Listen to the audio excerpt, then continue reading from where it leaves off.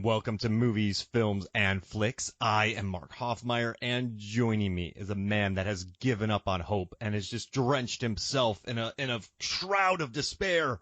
It's Jonny Numb. My hands shake as I say these words in podcast form. You and I are going to act like we are writing into a journal. So I'm gonna write into a journal and narrate it, and then you're gonna write into a journal and narrate it, and that's gonna be this episode.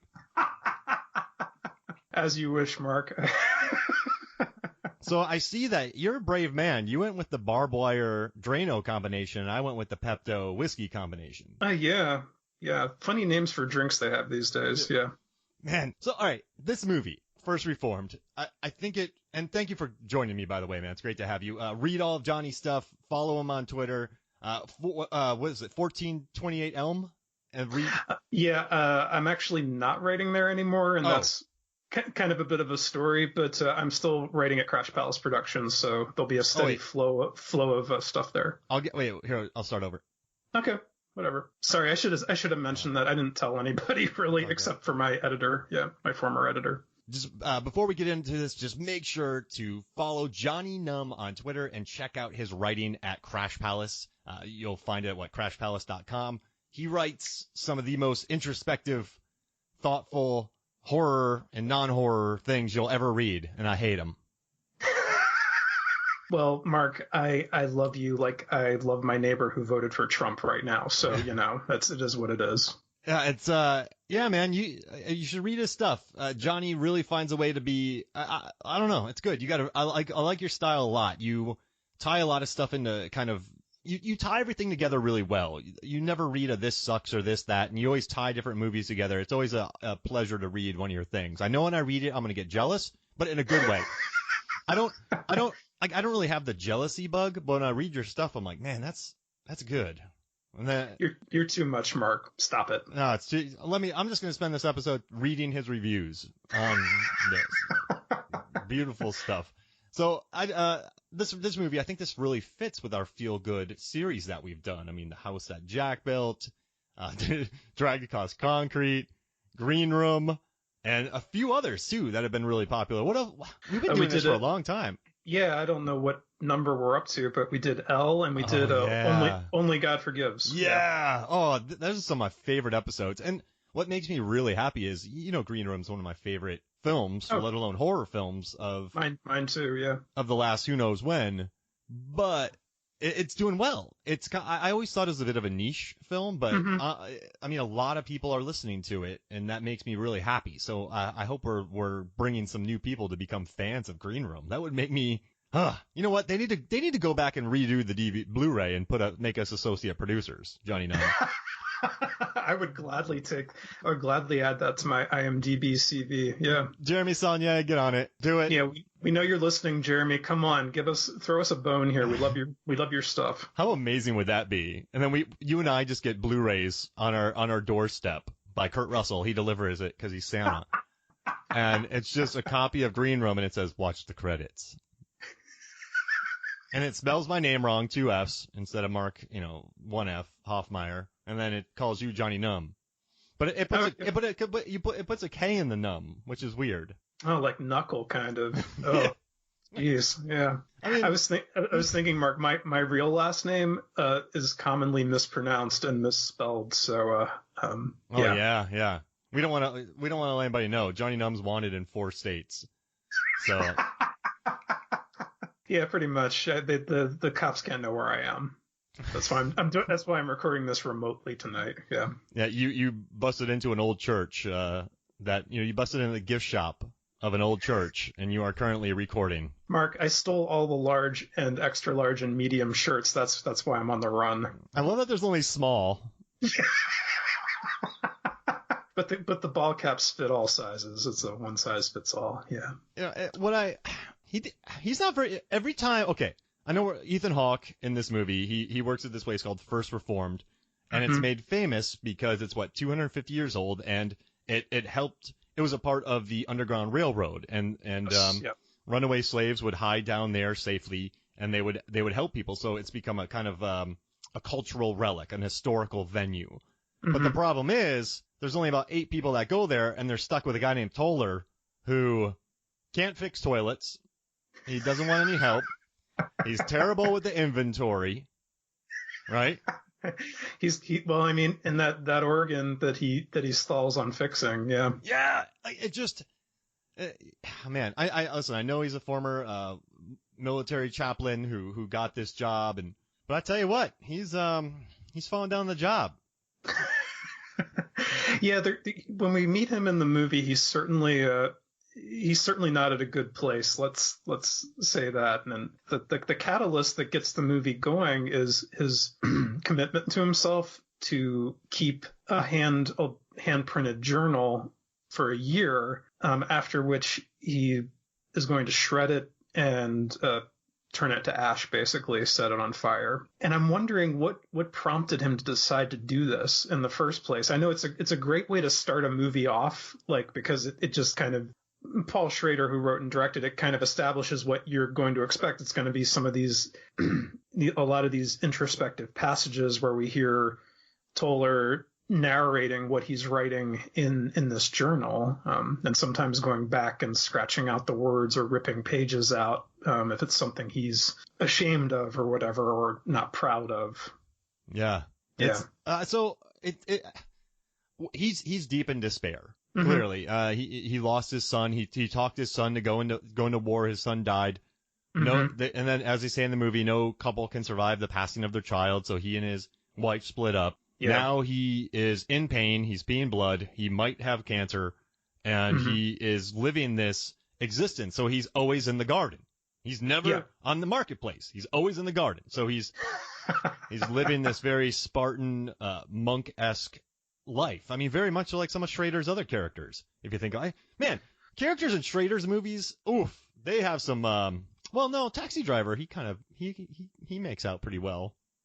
Pickle makes out pretty well, right? Yeah, I mean, after his sort of self-righteous shooting rampage through the whorehouse, yeah, sure, he does pretty well for himself in the end. Yeah, it's kind of wild. It's just, but yeah, I mean, bad news for Ethan Hawke in this Mm-hmm. movie. But no, I think maybe this journal it's something, right? Mm-hmm. I think when you are maybe in the pits of despair, you don't even want to get up. You don't want. He has gravestones falling down. He's being told bad jokes. He's kind of going through the motions every day. This seems Mm-hmm. like something maybe he doesn't like talking to people. He listens, but he doesn't like talking, and he's not too good at giving advice either. But no. I think maybe this is right. Wait, you were mentoring him, and he shot himself, but right. But that was a low blow too at that diner. But yeah. Do you just think? Go ahead. No, you got it. No, the way information comes out in this movie at really kind of, I don't, it's not cringeworthy like an episode of The Office is cringeworthy, but there is this certain like, sting, the way people kind of like turn certain things around. Like when he says something, that scene where they're at the diner and the obviously sleazy industrialist he's like, oh yeah, the apple pie is great. It's organic. It's local. But meanwhile, he's polluting the earth kind of. But Toller says something to him about the earth, and the guy, his name's Ed Balk. He turns it back around on Toller, and it reduces him back to that kind of introverted despair state. And that happens multiple times through this movie too. You know, there's one really interesting aspect about this movie, and so. So my dad was a Reformed pastor, and so this is first Reformed, the kind of Dutch salvation by grace alone preachings in this. And there's a scene where he's talking to Jeffers, played by Cedric the Entertainer. I love the casting; he's perfect in it. Oh yeah. And when Jeffers doesn't like what Toller has to say, Jeffers turns his chair. Yes. On him, and that's a form of control. That's a form of. This conversation is done. Nothing you say, I will listen to. So you have this pastor who is grieving. He's lost his son. He's an alcoholic. He might be fatally sick. Who knows what he has? And whenever he tries to open up with things, right, and have a discussion with people, it's pretty interesting too. No one wants to listen to him. Like at the church when he's talking, the kids shut him down. Oh my gosh, that's another cringe scene. Yeah. When he's talking to Jeffers, he gets shut down. When he talks to Balk, he gets shut down. He's not really, and he has to he can't really talk to Mary much because he's trying to be there for her. He's trying to be her, a pastor needs a pastor. So he's trying to be that pastor for her. But no one's really listening to him. And I guess Esther, she's cool, but I guess she's trying to fix him more. I guess she wants to fix him, not really listen to him. So it's just a very interesting, there's just so much about communication in this. I mean, this is a Spartanly filmed movie. I think it looks beautiful. I love that. If someone wrote that like a dolly track, like a tracking shot would be almost sinful in this movie. Oh yeah. I just love that the there's a lot to it, and it deserves your attention too. Yeah, I went to see this at my local art house theater when it first came out. Oh, sure you did. Yeah. I have an art house theater near me, so yeah. I have my throne. Read my reviews for more hoity-toity remarks. Yeah. But no, in any case, I didn't know that about the aspect ratio is what I was getting at. My bad. No, it's cool. I start watching the movie and I'm taken aback at first because Schrader does it really interestingly. It's some old calligraphy style font for like the principal cast and the title, and then it slowly fades in to this. Actually, I guess that's probably a dolly shot that's capturing the church at the beginning. But that's probably the only time you actually see that technique used, because it's mostly static shots in this film. I was just kind of like, it kind of conveyed to me that this was going to be something different, something special. I mean, I know the Lighthouse did the same thing with aspect ratio last year, and I thought that worked very well for that film. It gives you a feeling like you're going to go back to, not back in time, but this was how films looked when films were first being exhibited. That was how they looked, was the boxed ratio. And I just think it speaks to kind of like Schrader's sense of more old-fashioned storytelling, I suppose. It's a deceptively simple movie, I think, in terms of the plot, but you start digging into some of the themes, stuff that comes out from the dialogue, stuff that comes out from some of the visuals, like you said, him propping up a toppled tombstone, the attention to like the bleak winter landscape that's just persevering. It's very much Shakespearean in this is the winter of our discontent sense. I really liked that choice on Schrader's part. And I also think it's strategic because there are certain points in the film where I really like how he'll cut certain characters off. Like literally when Balk walks into that diner, we see Toller sitting in the booth. Balk asks to, he's like, can I, sit down? When he sits down, he pushes Toller out of frame. Yeah. So he takes over the frame. In a way, that's kind of another subtle, almost like a subtle assertion of dominance or betterness speaking out through the aesthetic, I think, in a way. So yeah, it's beautiful. I mean, they really take their time. So he wrote that book in 1972. He wrote a book called Transcendental Style in Film about like Dreyer and different directors who didn't move the camera, who let cameras linger, who, when he first pulls up to Mary's house in the beginning and Michael's house, you see the house, he parks his car, perfectly like symmetrical, but it's not tacky symmetrical, which I enjoy. Some symmetry and centered lines get really showboaty to me. Yeah. This never felt like that. But he gets out of his car, he walks in the door, and he walks inside, and then there's a cut. It's very...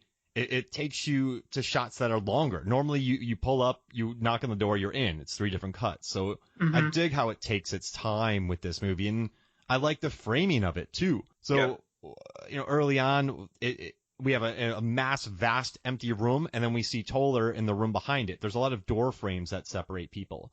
There's shots where he's not in power, so he's in profile, and then you get Jeffers, played by Cedric the Entertainer, directly kind of sitting in front of the camera by the way the chairs are stationed. This isn't an accident. Like, I'm not saying you said it. I just love how, I don't know, I like it. I love the aesthetic of this movie. It's worse. That's it. I just love it. It looks good. Yeah, no, I totally agree with you. And I think it's, like we said, we're so used to seeing stuff in like, 2.351 or 2. 4:1 aspect ratio, that huge widescreen image of the Marvel movies and the big blockbusters. And, with this, it's just like, I love this. The static, just the establishing shots where it's just like Schrader lets what's going on in the frame breathe, whether that's a conversation characters are having or whether it's just Toller pulling his sort of salt-stained car, up to the front of the house and taking his time, killing the engine, slamming the door, walking up the steps and going inside. It's just very, I'd almost call it slice of life in a way, Mm-hmm. And it makes the close-ups that much more thematic, maybe more powerful, because when you got that 2:3:9 and you're in a close-up, it's still widescreen. When you're on a 4:3, you got that's that face. You have that face in frame. So a close-up in that aspect ratio is going to hit a lot harder. I mean, it's going to make things seem bigger. It's going to make things see like, and that's what Spielberg did when he shot Jurassic Park. He shot Jurassic Park in 1:8:5:1 to make the T-Rex look bigger. The latest one was 2:3:9, and I don't think it looked as good because you got to make the thing seem bigger. And I love how this works. And I've watched movies in the past that I adore by younger directors, and they'll do shots that are very static, right? But the actors will be framed in ways that just piss me off. Okay. And I don't think I'd write it because it just, you wouldn't talk like this. I don't know. In movies a lot where people are just looking forward talking and they're not looking at each other. Like, how many of those conversations have you had? Or not many, honestly. Yeah, I'm usually not sitting directly across from the person either. Yeah, or standing. Yeah. You're not looking at each other. You're about a foot to the left of the person, and you're both looking at other ways to get that shot. And listen, like I get it because it cuts down on coverage. I think it's probably easier to shoot if you're in a hurry. Like A Knight's Tale, I learned that they had no time, so they just shot a 3-minute oneer with them way back in the camera. They just had to do it. But I guess none of these shots in First Reform feel unorganic. They all feel organic to me. They don't feel like, oh, look at the way my actors are posed behind this beautiful architecture. And it's a smart shot if you don't have a budget. Like, sorry if I'm talking all over you, man. No, please go ahead. There's a movie called, Columbus, I believe, with John Cho. I think that's the name of it. I'm not familiar with it. But the guy who directed it, he used to do a lot of video essays. I believe his name's Kogonada. I don't have it in front of me, but it's a really good movie, and it's Parker Posey. She's the best. And Haley Lou Richardson, they're great. And they went to this place where there's beautiful architecture, and since they had no money, they would just stand in front of these buildings, and that was their production design. Right. And it's great. It looks good, but some of it, I don't know, some of it just feels like he's recreating shots, but none of that in first. I'm not bagging on it. It sounds like I hate bagging on it. I'm not doing that, but this is my very long way of saying that I really like the aspect ratio, and I feel like it comes across organic. Well, and something, Mark, to what you were saying about unnatural shots or, the stuff in front of the architecture or whatever. I think something really strategic that Schrader does, and again, it feels like no accident, is that he really downtunes the color palettes, at least for a time in the movie. Actually, throughout the movie, it's pretty dreary and dank and very, grayish blue throughout is kind of like the dominant color. Even when you're in like a white, clean cafeteria, it looks like the lights aren't on as brightly as they could be. Kind of, it's sort of drab. And something I like about that is that by making the surroundings kind of aesthetically unappealing, or at the very least not very dynamic, he does a great job of pushing the viewer, in a sense, into, I guess, an investment or not with these characters and the dialogues they share. I think of how the scene with Toller and Michael near the beginning, you have that sort of dreary office space. Behind Michael, you have this computer monitor that's ostensibly giving global warming updates in real time and some graphs and some activist photos on the wall. But otherwise, it's very it's very kind of drab and unappealing. So in a way, it's like if Schrader's dialogue and sense of characterization wasn't as good as it is, it would have come off badly, I think. No, yeah, you nailed it. Yeah. Sorry to do this, and I was saying 4:3, but the cinematographer he actually shot the movie in a 1.33 to 1. I'm gonna have to go back and like, if you're hearing this and it's all 1.343, I messed that up big time, so don't scream at that. I was reading the wrong thing. But Schrader wanted to do this movie in black and white. Oh, I could totally see that. Yeah. And maybe that plays into what I was saying about the fact that it's so monochromatic in a lot of ways. That there's, what I noticed was the most color you see in this film is like red. when Toller's doing his blood draw, and there's another moment with blood, but when the guy kills himself. Yeah, exactly. It's against fresh snow. It totally sticks out in a way that it wouldn't if, say, it were a fall scene, and it was like all colorful already, I think. And that goes back to religion and the blood of Christ and all that stuff. So right, it's beautiful. And so they shot this movie on Arri Alexa, and they did a 1.33, and they just used like 3 prime lenses. So they never wanted to do more than 3 focal lengths because prime you can't zoom. So they just kept it.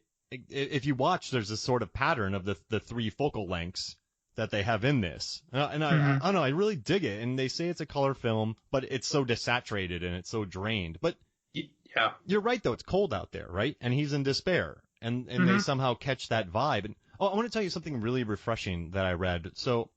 Please. I've been doing this show for a while, and you and I have covered some of these movies where they talk like Only God Forgives. They had to do a screening to go get $500,000 to further make the movie.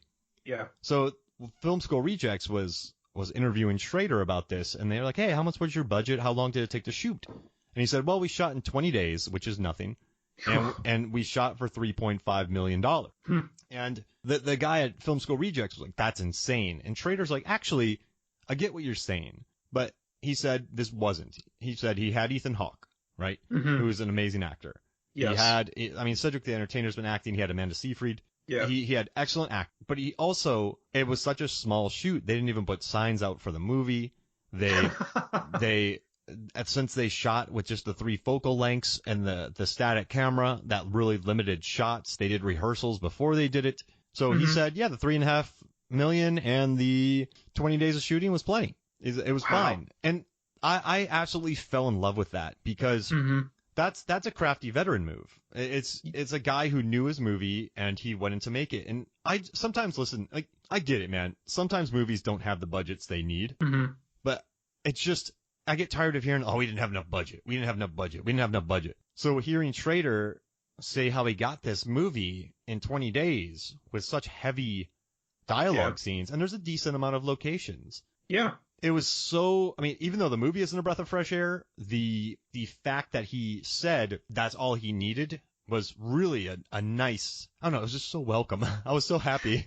It made me happy. And I can imagine that there was he said that without any sense of ego or whatever. It was just, this isn't his first rodeo. And while the film I feel like this is a monumental film, but it just seems so small when you look at the scope of it, kind of, the issues and the subjects that pop up about faith, about the state of the world, the state of the union, it's just all of this stuff really coalesces really well to lead you kind of, I love this movie because it leaves me with my jaw kind of dropped and I'm left thinking about the stuff that it brings up. I think about all the paradoxes that, Toller is kind of grappling with, in kind of his quest to do the right thing, I guess, trying to cement a sense of purpose where he feels like he's lost his purpose. He's maybe seeing a glimmer of purpose in bringing kind of these injustices that are going unchecked in the world out into the open,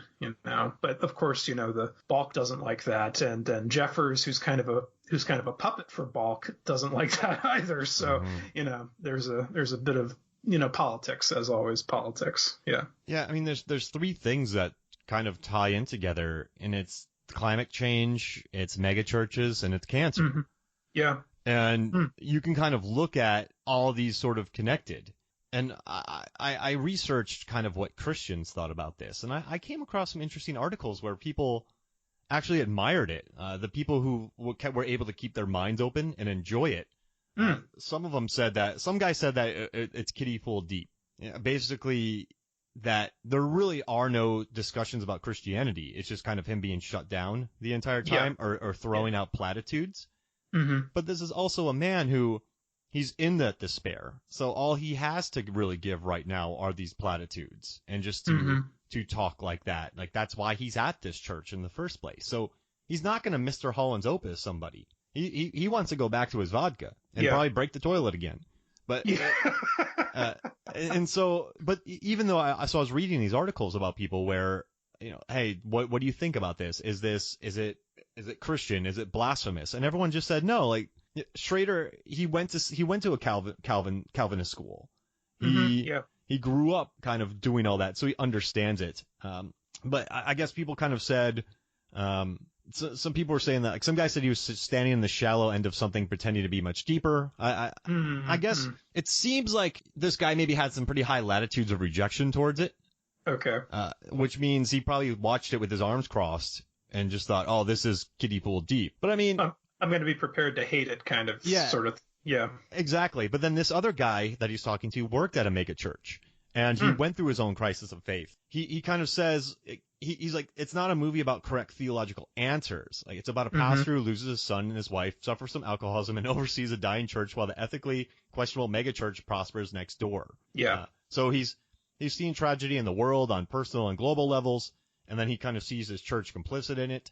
And so, you have this climate change and pollution as a cancer. He has his cancer, and then maybe he sees these big companies getting involved in mega churches as a cancer. But I don't think any of it is blasphemous, man. I think you can question. I think you can ask these questions, and you can look at these you can question mega churches without being blasphemous. You can. And I think to a certain extent he still wants to cling to his faith, but he's just irrevocably broken, this man.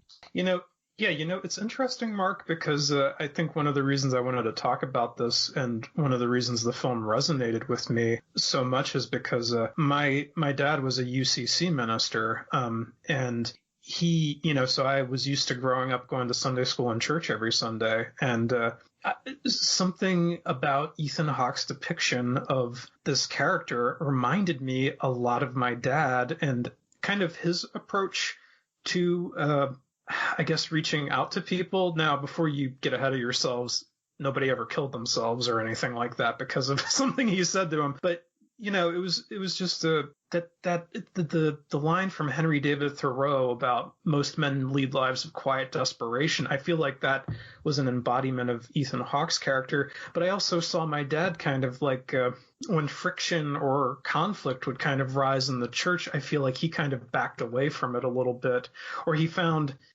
tactful ways to try and address things, but that's just an extremely difficult spot to be in, and I can't imagine what Toller was feeling like. So I could kind of relate a bit to the introspective quality of Ethan Hawke's character, comparing it to how my dad would sit up Saturday nights writing the Sunday sermon, kind of, where it's like he was kind of putting himself into a trance or dissociating kind of to get the words out in a way. It's like it literally looked like he was just like so absorbed by what he was writing down, and he wrote his sermons in longhand. So it was just really interesting. And after I saw it in the theater, I kind of nudged him and my stepmother. I was like, yeah, you guys should really watch this, because in some ways I see myself in the Ethan Hawke character too, because I, trying to make sense of a really complicated world, and there are these things that are kind of butting up against the world you want to see and the way the world is, with all these established institutions that are kind of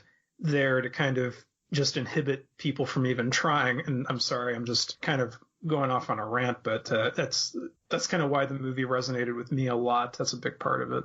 Dude, we're both PKs. This movie resonates. Yeah, exactly. I mean, I'm sure you felt something perhaps similar in certain ways with this movie. Yeah, and listen, like it's been interesting to watch him be around people, and people get weird around pastors too. Oh yeah. Nowadays some people get like angry around them, like the kids when they were talking, and it might have seemed like Schrader was being this kind of get off my lawn type guy, but there really are conversations out there where they're just so definitive. It's someone challenging you. It's not a conversation. And the tough part about Christianity when you're a pastor, right? You can read the book, you can know the book, but someone will ask you a question like, So do you think the baby penguins are dying because Lord turned his back on them and then did this? And you're like, whoa. Yeah. Let me call him. Like, hey, like, God, like, hey, what's up? Yeah. I hate penguins. Yeah, exactly. Like, oh, okay. Yeah, he hates penguins. Yeah. It's a tough spot to be in, and especially when you are when you're in such despair, like when you're not quite believing what you are saying to you. So it's, it was interesting. It's sad, and it's just interesting watching this man break. I mean, yeah. From the 8 weeks, he has a very bad 8 weeks when they want to do the 250th, reconsecration? Reconsecration, yeah. Yeah, the reconsecration to the reconsecration. Those 8 weeks are bad. Mm-hmm. And it seems a little sudden for me. It does. It seems like his turn towards Drano drinking and explosive vests happened quickly. I don't know. He seemed to already be turning that way with his son. And it's just, I don't know. It just leaves. I think my one flaw with this movie, and I don't even know if it's a flaw, and maybe you can talk me out of it, and I'll say I'm wrong, but it does, right? It does. Doesn't it seem like kind of a quick? Was he already there? What led him to want to blow up Bulk? I know Bulk shot him down like the Red Baron, but. And then, his anger over the church, the mega church, the feelings, he knows he has cancer, he's sick, he's drinking, he's not in the right state of mind, he's suffering from depression, despair. But I don't know. Am I wrong? Am I wrong, Jonny Numb? Tell me I'm wrong. I'll say this, Mark. I did feel like maybe it was a little, I don't want to say abrupt, but maybe a little bit too sharp of a turn at that point in the movie. I feel like Schrader does kind of cling to a certain narrative structure with this thing, and I like how he kind of builds to that point of, hey, it's the reconsecration, it's a big deal, and obviously that's gonna be kind of the coda of the film in one way or another. I think it's very telling that Toller, once Mary tells him about the suicide vest that Michael was ostensibly planning on using, the fact that he doesn't get rid of it, he just leaves it there in his quarters at the parsonage, I believe. You know what? I'm not going to get rid of this. I don't know if it's like the sense of being drawn to something dangerous, and therefore you can't kind of quite shake it. There's like a temptation. There's temptation there. And I think him seeing that, and then maybe what he experiences subsequently, like trying to console Mary, encountering Bulk, getting shot down by Jeffers, I think all of that kind of snowballs on top of each other to a point where, I could buy that he would kind of make that turn. And I know the way he was growling at the fact that Mary showed up at the reconsecration when he told her not to, I just like totally felt his internal struggle. Like he's pacing back and forth and he's growling to himself. I really liked that. I thought it was very honest and truthful. And it was kind of like, well, is this, I don't know. There's so much going on, and I'm like trying to piece it together in a way that makes sense. But yeah. Yeah, and sorry to throw you out there. I mean, I gave you a hell of a question, so it's a tough one to answer. And I guess you're right. I mean, the man is already broken. I would say Toller. He is, and I think to a certain extent, Jeffers makes a point when he said you're always in the guard. He kind of starts wanting to martyr himself. That's what I think he thinks he's doing, and I think when you really alienate yourself from the world and you're in that amount of despair already, you are going to go towards the dark places. And when they play the game of the magical mystery ride, when it's him and Amanda's, her name's Mary, by the way, too. It's very symbolic. Yeah. And when they play that magic mystery ride, it starts nice, right? It starts with the trees and it starts beautiful, but then it goes to hell. It's like Jack in the house that Jack built. It's pretty much deforestation and factories pumping smoke into the environment. Yeah, pretty much everything bad you can do to the earth and your people, it shows up after. And that's when they fall out of the frame too. I kind of like that. Yeah. And that's what's on him. So he could have gone anywhere during this magical mystery ride with Mary, but that's where he went. So he has this opportunity and he just went dark. Mm-hmm. So, I mean, I guess that's a really good way of telling us his mindset without saying it. Yeah, I would agree with that. And something else, Mark, I go back to a bit of voiceover from very early in the film when he's talking to Michael for the first time. Oh, he was thrilled, right? He was thrilled by the conversation. Is that what you were going to say? There's a bit of voiceover early in the film where he's talking with Michael, and he talks about how exhilarating it is to have this conversation. So perhaps Toller is kind of projecting a bit of himself onto the Michael character, maybe, in that he wants to give a crap as much as this guy does, maybe. He wants to like sort of embrace that world-saving idealism, maybe in the way he thought he would as a army chaplain, maybe in the way he thought his son would serve honorably, survive, get decorated with some medals, and come back. But that's not what life had in store. So I think Toller, in a little bit was latching on to Michael, even in his perspective, even from that early point. And I love that moment closer to the end where he drives through a nasty section of whatever city he's living near, only to pace all night for we're assuming it's hours. He's pacing back and forth at this Superfund site, kind of lost in thought, because we see him get there when it's dark, and then it fades up into sort of a funky neon colored sunrise. Yeah, so I don't know. And he was exhilarated. He said he was exhilarated by that conversation that he had. Yeah. And he felt alive, and the guy just kept coming at him, and he kept answering questions. I mean, he didn't really help too much, but I don't know, he felt... Oh, but I also... So Michael, right? So when he talked to Michael said that he didn't want Amanda Seyfried to have a child. I mean, she's what, 8 months pregnant? Something like that, yeah. So yeah, he wanted to end that. He wanted to end it. He wanted to abort the child because he didn't want to bring a kid into a world that is being polluted and destroyed. I mean, he drops all these numbers on you. Mm-hmm. But Ethan Hawke tells him, hey, I lost a son, and the world is not a better place with someone dying. What do you think that did to Michael's headspace? Yeah, I think often when you're a pastor, you're trying to like find the silver lining with stuff. And I don't know that a pastor, I don't know that my dad would have gone into that much detail if he were having the same conversation with someone, if he'd had the same experience. But it's weird because, like you said, as the film progresses, it seems like Toller's getting shot down more and more, and maybe he really isn't that good at his job. Maybe he's reluctant to seek medical care, or psychological care for that matter. Like you said, the pastor needs a pastor line. I feel like there is some sort of transference going on between those two characters. Like Michael is bringing up all these kind of hopeless facts, or what he assumes are, projections of fact based on science. Whereas Toller is kind of like, well, here's the other side of that kind of. I feel like there was something going on there, but like so much else in this film, it's not explicitly articulated. You're left kind of questioning why Michael took his life a little bit, because there's no real. He doesn't say, "Oh, I'm gonna go off and kill myself back soon," kind of thing. But it's I don't know. I think I got away from your initial question. It's just I mean. This is a guy who, I think in his fragile state, he's really become like a recluse, dealing with all of this. He's on the internet all day. He's on projections, and he's dealing with all that. And then he wants his wife to get rid of the baby. But then this man tells him, I lost a child, and the world doesn't need that. That kind of rocks you a little bit. Yeah. So that might have kind of sent him into a tailspin, I would say.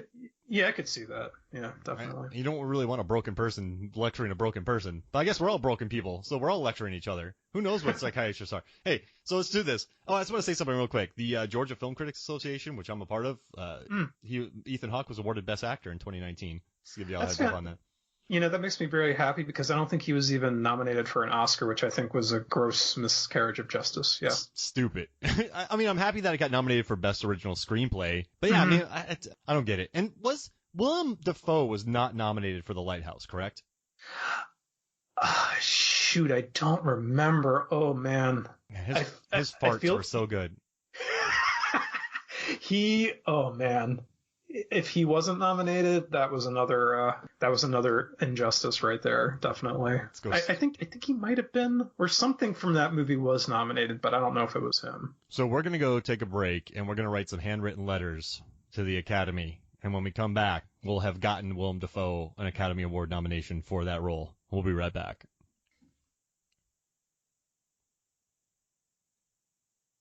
Welcome back to Movies, Films, and Flicks. And ever the jokester, Paul Schrader was talking to Sofia Coppola, and they were talking about the ending of the movie. And he said he always wanted to mean either two things. Either he was about to drink Drano, Amanda Seyfried, Mary, comes in, and they start smooching with the camera going around them in a flurry that you've never seen before. I mean, like it looks like Clerks 2 when...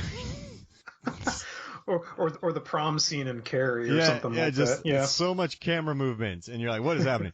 Or he drank the Drano and then was just seeing it. The original script, which I think, I'm going to ask you about this, Jonny Numb. The original script, until someone talked him out of it, was that Toller drinks the Drano, sits there, and then just falls over, and then we just see a cross for about 40 seconds, and then the movie goes to credits. Okay, so are you the ending? Okay, this is a really random thing. So what was?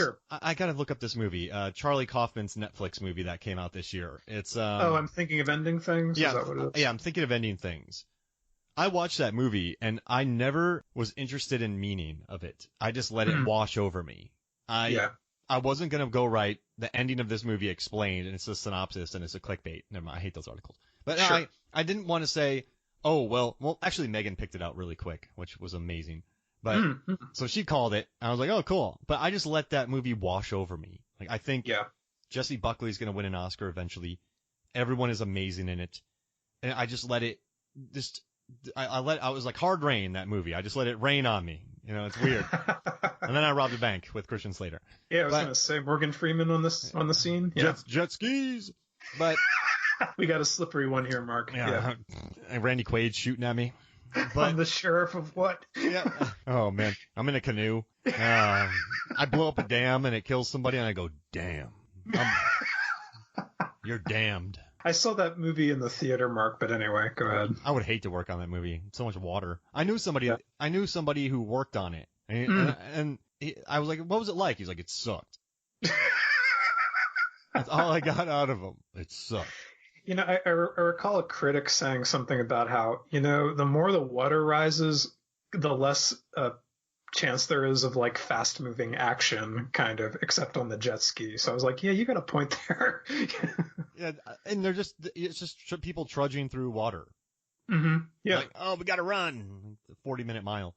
But for me, this ending, I don't care which one it is. I don't. I don't. Why? Like, she's gonna bust in. They're just gonna start smooching. What am I, 8 smooching? But they start making out. But they, or he drank the Drano and he died. It's not important to me. It's I know maybe people want to be provocative, and I read some really excellent articles, man. I found some articles online that are brilliantly written. They really understand the movie. They do an excellent job. But there's no answer. Yeah. So for me, I don't want to postulate on. I hope that's the right word. Pontificate, Mark. Pontificate, or pustule about it for a while. Pete Postulate on it for a while. Kevin Costner's the postman for a while, but it's your son is the Antichrist, Mr. Thorne. Greg Popovich. Whatever his character's name was in Alien 3. Yeah. Papa Giorgio. That's from something. I forget. Mr. Papa Giorgio. But it's. Do you care? Did you care? Did you? When I finished this movie, man, I didn't go research it. I didn't. Actually, what I researched was the camera. When I watched it way back in the day, because I was really interested in the aspect ratio of it all, and I messed it up on the podcast, of course. But it's. I just let it hit me, and then it ended. I went, I liked it. I didn't want to go drink a large cappuccino with Michael Myers, and so I married an axe murderer and talk about it. It just wasn't for me. What about you? You know what, Mark? I'm with you there. I'm fine with the way it ends. I've heard some speculation as to the quote unquote meaning of that ending. I think there's something a friend of mine on Letterboxd said was what's really happening is that he's either dead or dying, and this is kind of his, I guess, dying fantasy or something like that, is, embracing this woman and just letting out, I guess, in a way, all of that pent up passion that he's kind of suppressed or repressed or whatever. He thinks he's not capable of love.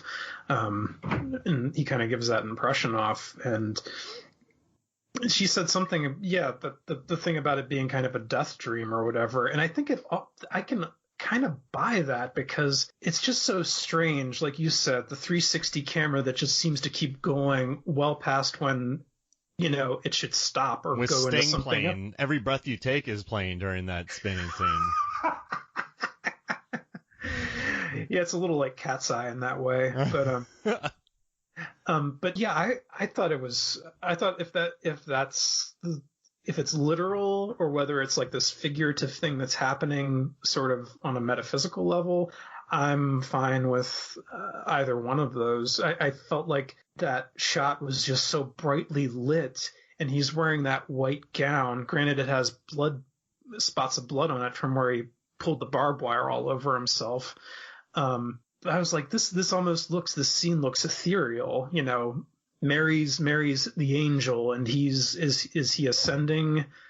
I mean, it almost makes it seem like if you're looking for the figurative, he's kind of he's ascending if he did in fact die. I don't think he did.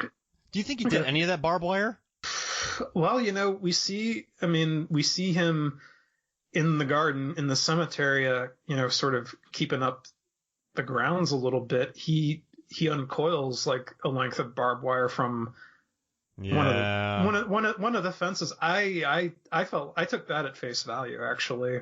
I'm like, the way he was ranting and growling and just like, he needed to get that out. And I guess all he could think of in a pinch, outside of blowing up the church was, I'm going to do this to myself. And there was talk about martyrdom or whatever earlier in the movie as well. So he sounds like you during like freeform poetry night at your local coffee shop.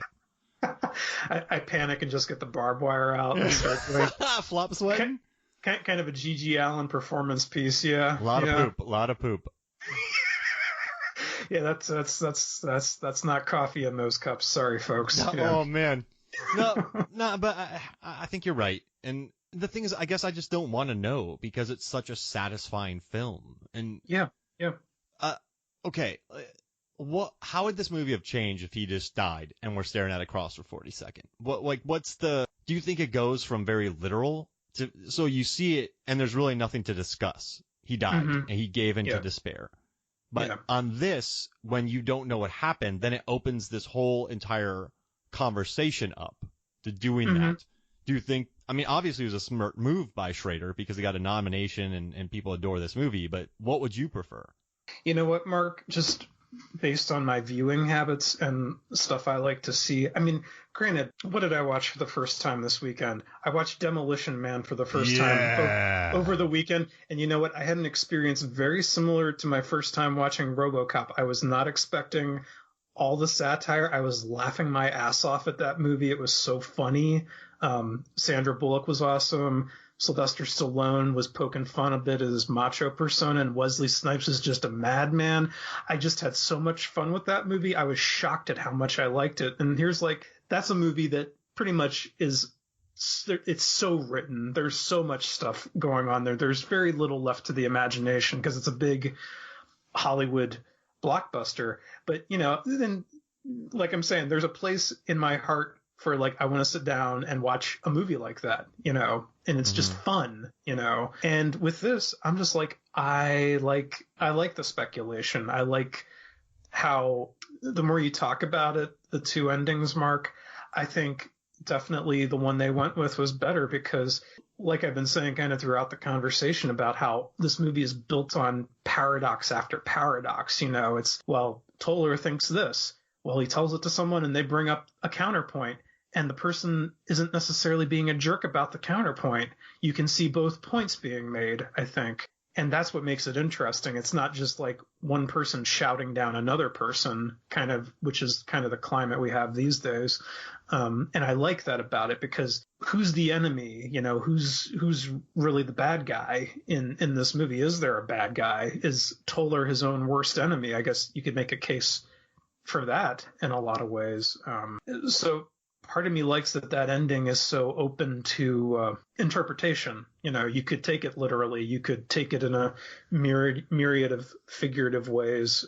I think just having him drink the spiked, or drinking the drain cleaner and then keeling over with a cross would be, I think, a bit on the nose and kind of a bit of a cop-out, honestly. Yeah. I like your style, Jonny Numb. Oh, thanks, Mark. And I guess when we're talking about Toller, it's pretty interesting that you're talking about his own worst enemy. I mean, this is a guy who got a job after all the tragedies, and he doesn't keep the place up. He's probably, I guess he's good with kids, but I bet at meetings they're like, oh, Toller, man. This guy's pretty. I don't know. They seem reasonably good to him, aside when they turn their back on him when he needs it most. Are you talking about Abundant Life? Yeah, Abundant Life. Okay. Yeah, I mean, they gave him a decent gig, and they aren't keeping him locked there. They wouldn't mind him to be at the other church more. Yeah, actually, Cedric the Entertainer is like encouraging that. It's like that whole thing about you're always in the garden. Even Jesus went to the temple, or the marketplace or whatever. Yeah, it's so yeah. There's really no super antagonist in this movie. There's no super even protagonist, I guess. I mean, I guess Toller, but he's a very broken man. And you know what, too? Can I? Sorry to jump in on you, man. No, go ahead. I like this. He's broken, and there's no magical fix for being broken. You're not going to meet a lady named Mary, played by Cameron Diaz, and then go golfing and you're fixed. That's a really weird pull. But you're going to stay that way. There's not a permanent fix, right? And if you're already an introvert, you're suffering. I like that this movie doesn't cop out. I guess you're right. It doesn't cop out. Nothing about it cops out. So I dig that about it. I think you're right. And I sort of resent the shallow kiddie pool discussion because I don't like these movies. They don't need to explore everything in 100 minutes. It's impossible. Right. And I think it's almost insulting if you're going to try to cover religion in 100 minutes. You just got to micro focus on a story, and that's what it did. Yep. Oh man. And no, yeah, totally. Go ahead. And also, you got to listen to Megan and I recorded a Final Fights episode about Demolition Man. Oh, yeah, and I thought you did an episode about that. I need to listen to it. Yeah, it's about 20 minutes long, and you'll hear about the Final Fights. It's fun. Megan and I, we had some revelations talking about it. So I think you're gonna like it. But hey, do you want to do something real quick? Let's break up the conversation real quick, and I want to do a Ethan Hawke draft, and you can vote on this on Movies, Films, and Flicks Facebook, and also. Don't worry about any ringers. I want you to pick whatever you want, Jonny Numb. Whatever your heart says to you, you pick. Don't worry about it.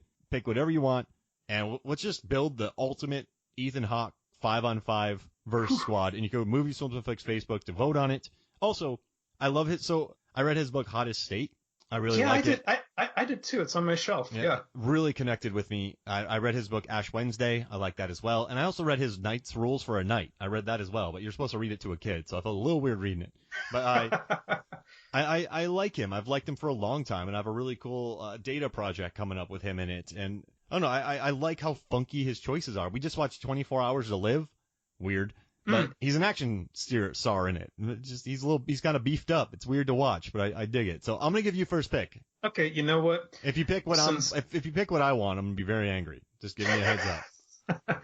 Well, I'm gonna go back in time a bit, and because I think this was the first one I saw him in, and I actually still really relate to his character. It's Todd Anderson in Dead Poets Society. Is that what you're gonna say? Nope. You made my day. Good. Oh yeah, he's excellent. I love it. Great pick. Yeah. What you got? Before Sunrise. Okay. You know what? I have the Criterion box set of that. I haven't watched any of them. Oh. I've been meaning to watch them with my girlfriend because she's interested in watching them. So it's pretty interesting. I've always been really obsessed with those movies, and I went and watched it, and then I went and watched the sequel Before Sunset, and I immediately went and bought the movie poster, and I don't know. For some reason, they're just walking and talking connects with me, and I dig the conversations. They're really flawed people. I don't know, his characters. I don't know. It just it was good. I like them a lot. So that's why my pick. Cool, man. You know what? I will go with. I love his character in Daybreakers. Oh, I just watched that again because I'm working on another data project. Jeez, man. Yeah, I told you I'm busy, and that movie, man, the finale at the end. Oh, and you got more Willem Dafoe in that movie too. Ethan Hawke and Willem Dafoe, man. Sam Neill being Sam Neely. I still think that's one of the most unique vampire movies of the 2000s, honestly. Okay, so I got to make a pick here. I'm going to go with, this sucks because this is so hard. I might lose, but I'm picking Boyhood. That movie hit me real hard, and so I love his character in that, so I'm taking Boyhood. I wasn't a fan of that one, but I loved him in it, so I think that's a good pick. I will go with, I think it's another Spierig Brothers movie, Predestination. A man walks into a bar. I wrote a review for it, and that was my headline. That movie is so freaking good. It's just, it's the kind of sci-fi movie I like, where again people are just sitting around and kind of talking, and it's more about the characters than the gadgets and stuff. Yeah. No, I love just letting that movie wash over me. It walks a tightrope, and it does a beautiful job. I dig that movie a lot. And the visuals are really awesome in it too. So. All right, Gattaca. It's one of my favorite sci-fi movies. I got to take Gattaca. I love it. Still haven't seen that one. Yeah, he's done some. I mean, this dude has made movies, man. He's made movies, but he's made some excellent films. All right, what you got next? You know what? A movie I think more people should put their eyes on, if they haven't already, is Ty West's In a Valley of Violence with John Travolta. That's a recent film. Yeah, that's maybe 5 years ago, maybe. All right, and a nice little Western. Yeah, it's interesting to see how, I think Ty West can do anything, and he does a really good job with interpreting the Western. Yeah. Oh, this is tough because there's a lot of good movies that he's been doing here. Well, he's in Valerian. I like that movie.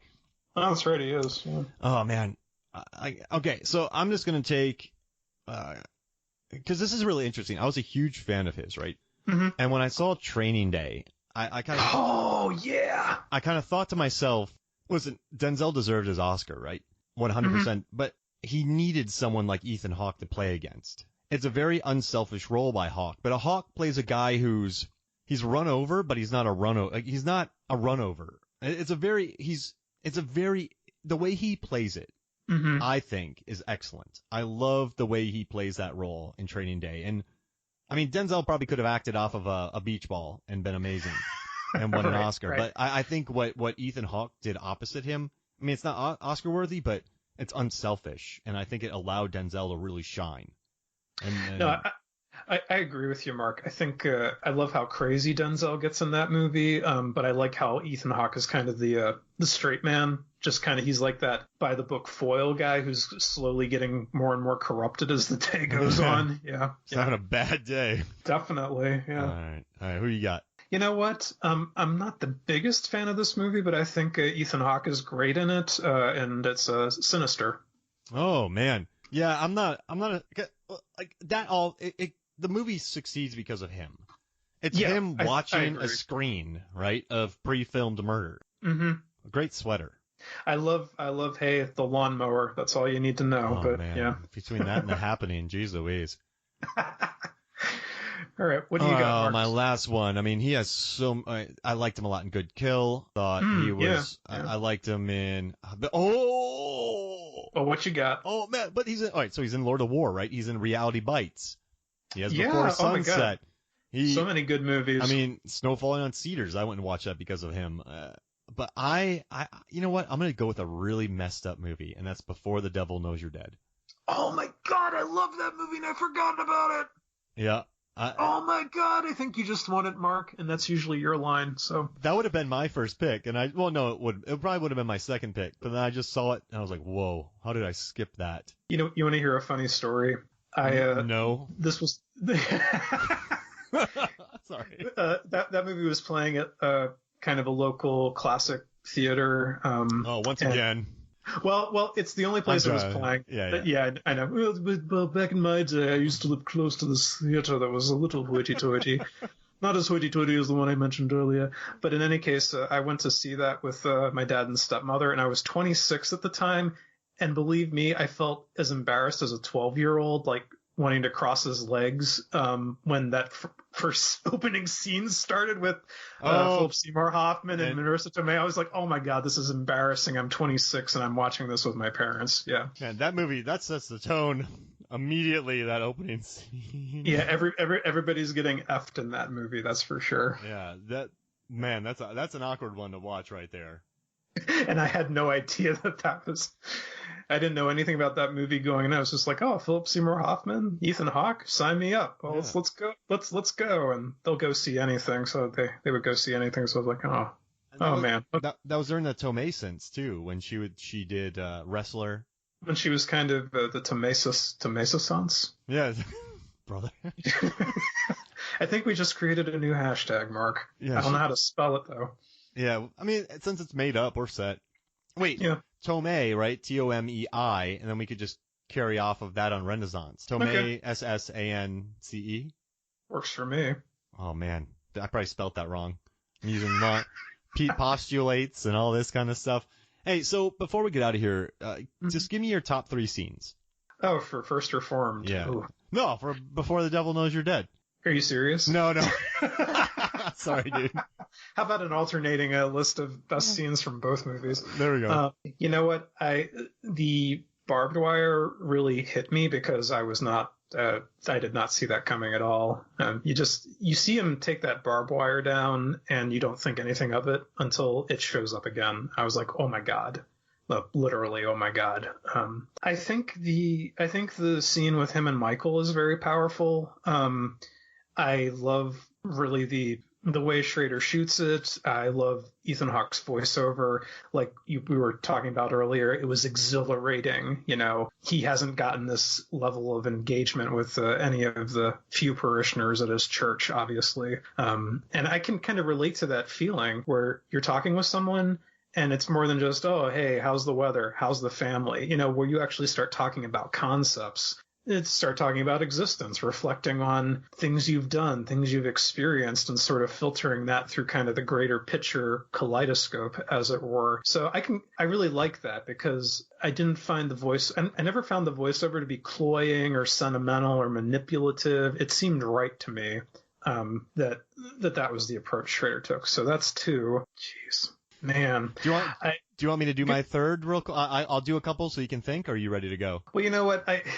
Just as kind of a cast off funny moment when Cedric the Entertainer is talking about how what is it, A Mighty Fortress or Onward Christian Soldiers, one of those songs. Did you know he composed that in an outhouse? Yeah, Martin Luther, yeah. And I actually laugh at that every time I watch the movie. So it's a very serious movie, and then there's this very funny moment, and then you feel bad because he's like saying, what do they call that? The tourist church? And Ethan Hawke's like very softly and kind of resignedly says, they call it the gift shop. Yeah. He's such a brat though when Jeffers is doing that, right? Jeffers or Cedric? Yeah. Instead of just going along with it, he's like, yeah, everyone in my school learned that.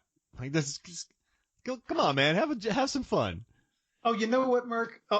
I will say that awkward moment where the tourist tells the joke and Ethan Hawke is just kind of like, you can tell he probably wants to say something and that he's probably heard it a million times, but he just has this blank look on his face like, let's just end the tour already, kind of. I can't take this anymore. Yeah. Yeah, he gives him the huh? Yeah. Oh, I haven't heard that one. Oh.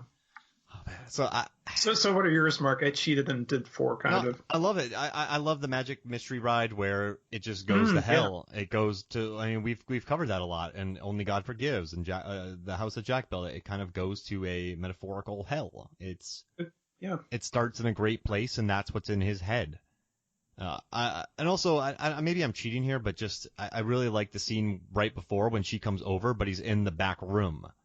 And it just shows the scarceness of it and just what his life is like. And when she comes over to deal with that, I really dig that.